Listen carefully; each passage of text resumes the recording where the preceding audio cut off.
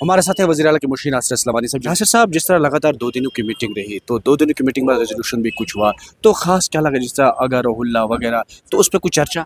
देखें जनाब, working committee 2 दिन की थी। तमाम मेंबरान ने उसमें बोला, अपनी राय दी।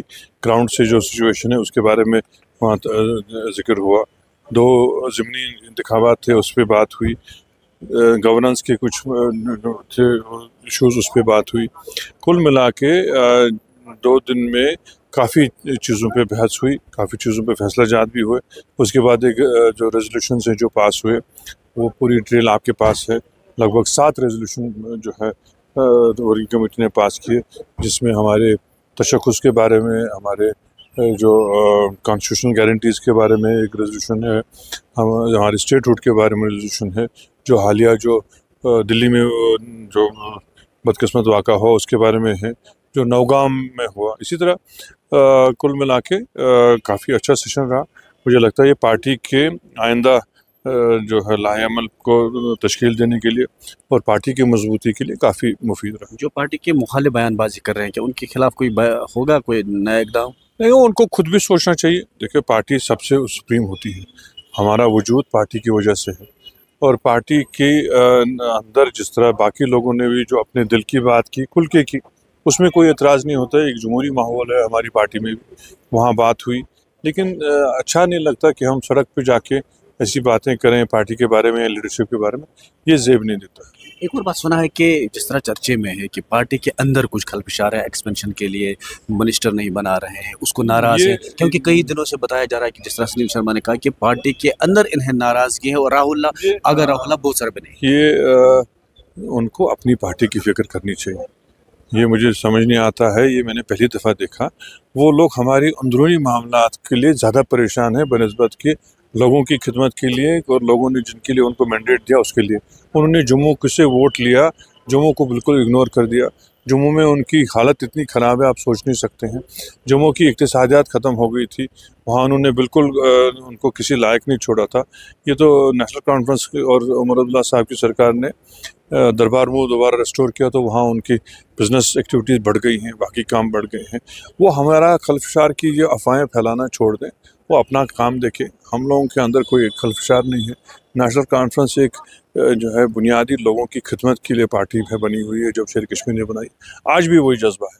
हम हुकूमत में रहें तब भी, और हुकूमत में ना रहे तब भी हमने लोगों के साथ वही रब्ता रखा। नए मिनिस्टर बन सकते हैं कब तक? ज़रूर बन सकते हैं, जैसे चीफ मिनिस्टर साहब ने कहा। ये कोई इतनी कोई ख़ास बात नहीं है कि नहीं जी इसके लिए हम बहस करना शुरू करें। जितनी वैकेंसीज़ हैं, चीफ मिनिस्टर साहब को जब लगे और हमारे पार्टी के प्रेसिडेंट वो मशवरा दें, ज़रूर करेंगे, और होना भी चाहिए। और जितने, क्योंकि वैसे भी कम है और जल्दी होना भी चाहिए उससे, और लोग जो हैं ज़्यादा मिनिस्ट्रीज़ को नज़दीकी से चला पीडीपी इल्ज़ाम आयद करे कि इतना बड़ा मैंडेट होकर भी नेशनल कॉन्फ्रेंस नाकाम हो चुकी है। उन्होंने क्या किया? उनकी अपनी कामयाबी कहाँ पे मुझे नज़र आती है, मुझे वो बताएं। उन्होंने 2002 का भी आप देख लीजिए, फिर 2014 में भी वो देख लीजिए। 2014 में जब वो इलेक्शन में निकले, आप लोगों ने भी कवर किया, उन्होंने इस बात पे लोगों से वोट लिया कि हम बीजेपी से दूरी रखेंगे। फिर उन्हें बीजेपी के साथ हाथ मिलाया।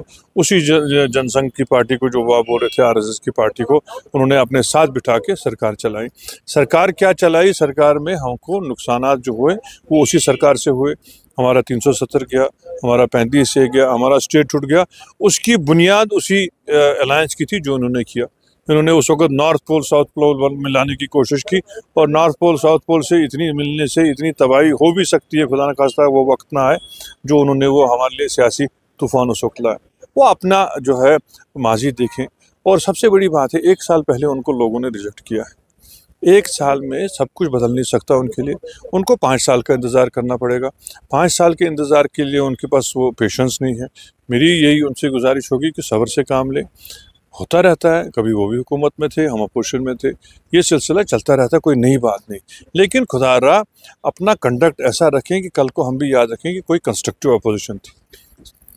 अपोजिशन जमातें इल्ज़ाम लगे कि जब उमर अब्दुल्ला साहब इलेक्शन लड़े तो उन्होंने कहा कि मीटर में दरियाई जहले में फेंकूंगा, लेकिन आप जब खुद इक़्तिदार में आए तो आप करते हैं मीटर की बात। इस पे आप किस सूरत में होगा, कैसे होगा? लोगों को सहूलियत मिलनी चाहिए।